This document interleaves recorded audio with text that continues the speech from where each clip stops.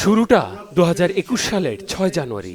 আমলটা বিদায়ী president Donald ট্রাম্পের। পার্লামেন্ট ভবন ক্যাপিটল হিলে উগ্রবাদী ট্রাম্প সমর্থকদের হামলার পর থেকে বিশ্ব দেখছে অঘোষিত মোড়ল, যুক্তরাষ্ট্রের ক্ষমতার শীর্ষ পদে একের পর এক নজিরবিহীন কাণ্ড। নজির সৃষ্টির তালিকায় ভালো ঘটনা খুঁজে পাওয়া দুষ্কর। ট্রাম্প দোষী সাব্যস্ত হওয়ার 10 দিনের মাথায় এবার ফৌজদারি মামলাতেই বর্তমান প্রেসিডেন্ট বাইডেনের ছেলে হান্টার বাইডেনকে দোষী সাব্যস্ত করেছে আদালত। সাবেক কোনো প্রেসিডেন্ট এবং বর্তমান প্রেসিডেন্টের সন্তান ফৌজদারি মামলায় দোষী সাব্যস্ত হওয়ার ঘটনা যুক্তরাষ্ট্রের ইতিহাসে এটিই প্রথম।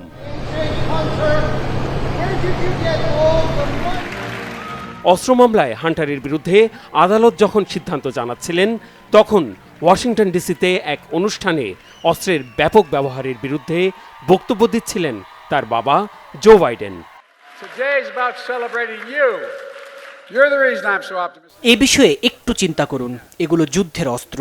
যাই হোক, অস্ত্র ক্রেতার অতীত রেকর্ড যাচাই বাছাই করা এখন সময়ের দাবি। অস্ত্রের নিরাপদ সংরক্ষণাগার প্রয়োজন। অস্ত্রগুলো যদি নিরাপদে না রাখা হয়, অভিভাবকদের জবাবদিহির আওতায় আনতে হবে। অভিভাবকদের জবাবদিহির আওতায় আনার কথা বলা বাইডেন নিজের সন্তান হান্টারের বিষয়ে সাংবাদিকদের প্রশ্ন এড়িয়ে গেলেও দিয়েছেন বিবৃতি। একটি টেলিভিশনে দেওয়া আগের সাক্ষাৎকারের জের টেনে আবারও আশ্বস্ত করেন সন্তানকে বাঁচাতে ক্ষমতার অপব্যবহার করবেন না, তবে ছেলে হান্টারের দুঃসময়ে সপরিবারে পাশে থেকে সাহস যোগাবেন। ওয়াশিংটনের অনুষ্ঠান শেষে হান্টারের জন্য ডেলাওয়ারে যান বাইডেন।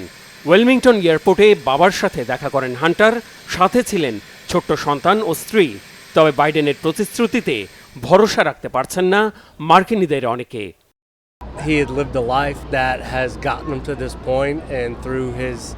যা ঘটেছে প্রেসিডেন্ট সব জানে, তার কাছে কোনো কিছুই গোপন নেই। আমি গ্যারান্টি দিয়ে বলতে পারি, যদি তার সুযোগ থাকে কোনো কিছু চিন্তা না করেই সন্তানকে ক্ষমা করে দিবেন। চাচ্ছি একে রাজনৈতিকভাবে না দেখে সাধারণভাবে দেখা উচিত। সুতরাং যা হচ্ছে ঠিকঠাকভাবে হচ্ছে, সাধারণ জনগণের সাথে যেমনটা হয়।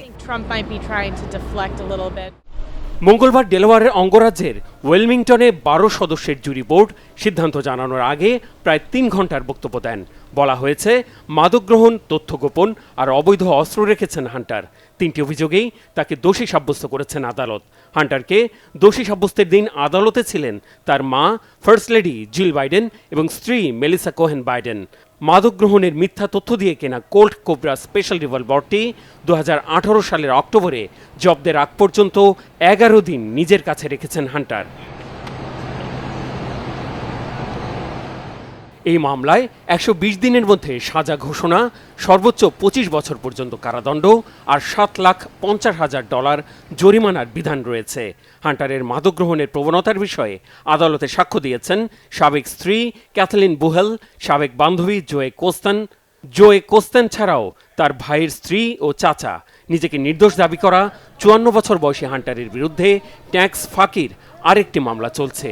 অভিযোগ রয়েছে 2016 থেকে 19 সাল পর্যন্ত মাদক কেনা, এসকর্ট সার্ভিস নেওয়া আর বিলাসবহুল গাড়ি কিনতে গিয়ে $14 লাখ ট্যাক্স ফাঁকি দিয়েছেন।